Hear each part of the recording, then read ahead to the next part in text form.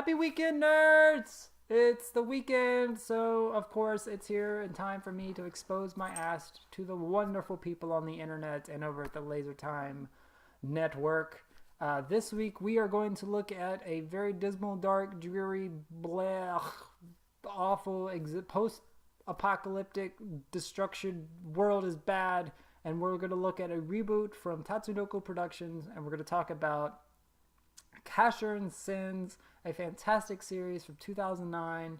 I have so many loving things to say about it. I love it. It's fantastic. So let's just hop right into it and let me gush all about it, alright?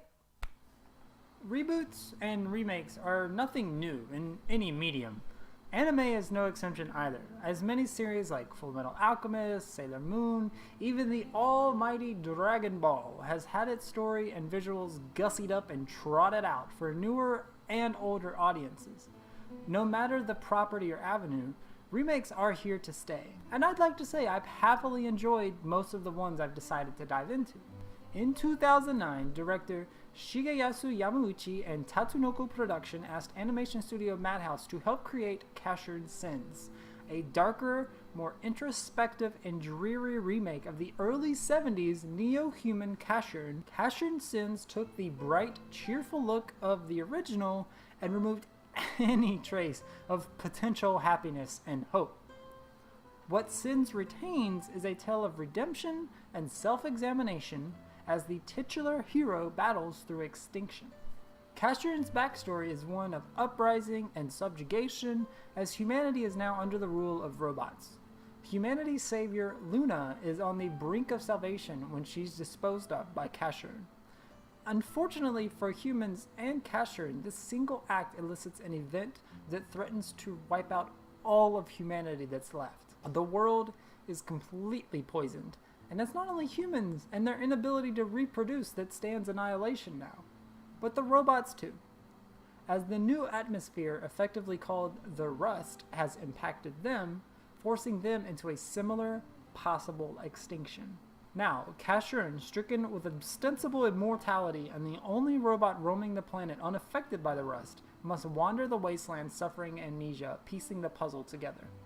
But it couldn't be that easy, as the surviving robots that cling to existence will pull scraps from any shinier, more capable robots to prolong their own existence. Casshern is more than capable of defending himself, but is very reluctant, as he often feels like he's very deserving of death and cannot process why he's healthy and the rest of the world is in ruin. Casshern Sins follows similar episodic structures of its ilk. We get vague hints and plot directions trickled to us by the proverbial IV drip of its pacing.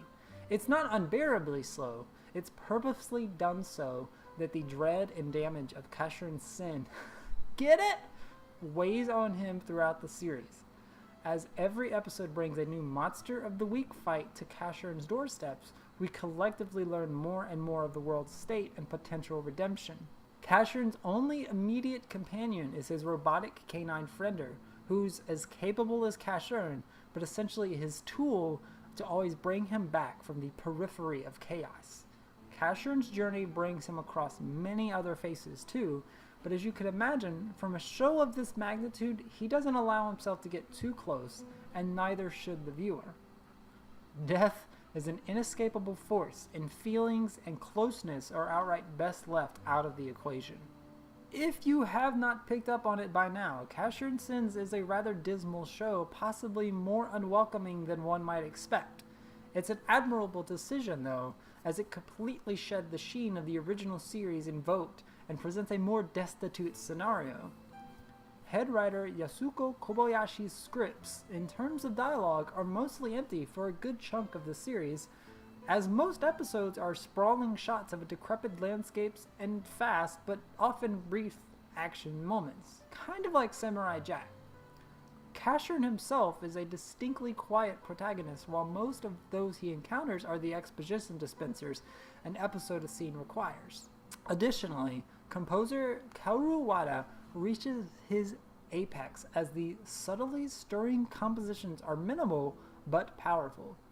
Sound is a trifling affair in Casshern Sins, as it's used very sparingly but fascinatingly when it's brought in. One of the most evocative scenes of the entire show, and an instant classic of mine personally, occurs in the first half of the series around Janice, a robot performer. Her only goal is to reach a faraway city and perform for the remaining robots in that city to bring them all just a small modicum of relief from the rust and extinction. In the climactic scene, Janice serenades the city as Casshern defends her and its inhabitants from an attacking group bent on preventing any hope from shining through. It's a beautiful sequence that truly must be seen to be appreciated. That's still an important animation sequence I'll always hold dear. Casshern Sins does not shy away from producing trepidation and loneliness. Casshern is a terrific character in a distraught world full of hopelessness. Studio Madhouse present a striking art style that I know few have clamored is questionable, and while in-fighting scenes is not exactly top tier, but when the series focuses on the tender moments, that's where the design and the artistic merit gleam. Madhouse worked around their budget and ensured that the creation will stand out no matter the timestamp. Casshern's true beauty lies within its despair and its tragedy, realizing that subtlety is just as important and as capable as a storytelling device as gratuitous dialogue and forthright plotting can be. Madhouse constructed a show that will have the most hardened viewers gasp aloud when they see a robot on screen start to show the signs of rust, as they now know their fate is sealed, and that their already soulless eyes will soon be wired to a husk incapable of existence. Bleak, right? Casshern Sins is an almost lost treasure. They could still deliver a memorable story without banging the viewer over the head with its intent. Treat yourself to Casshern Sins and relish in one of the strongest, yet earliest reboots and remakes of the anime industry has ever unleashed upon its audience. Casshern Sins can be found on Funimation subbed and dubbed, so if you're looking for the spot to go to see it, definitely check them out, as their top-notch dubbing is always a good source. Boom! That's it. Boom. Dunsies. That is a brand new episode of Anime Streaming Showcase, wherein my ass is now in your face, and I've said this anime is great, go watch it, and you should. Casshern Sins, fantastic. It's a series that still holds up.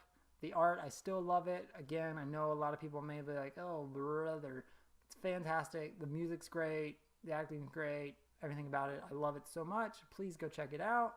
And as always, as I always say, thanks again to the Laser Time Network for letting me put my ass out there. YouTube lets me put my ass on the internet and go bloop, bloop, bloop. Go watch anime. So go watch anime. And we'll see you next time for a brand new episode of Anime Streaming Showcase, wherein I'll talk more about this stupid Japanese animation that I love.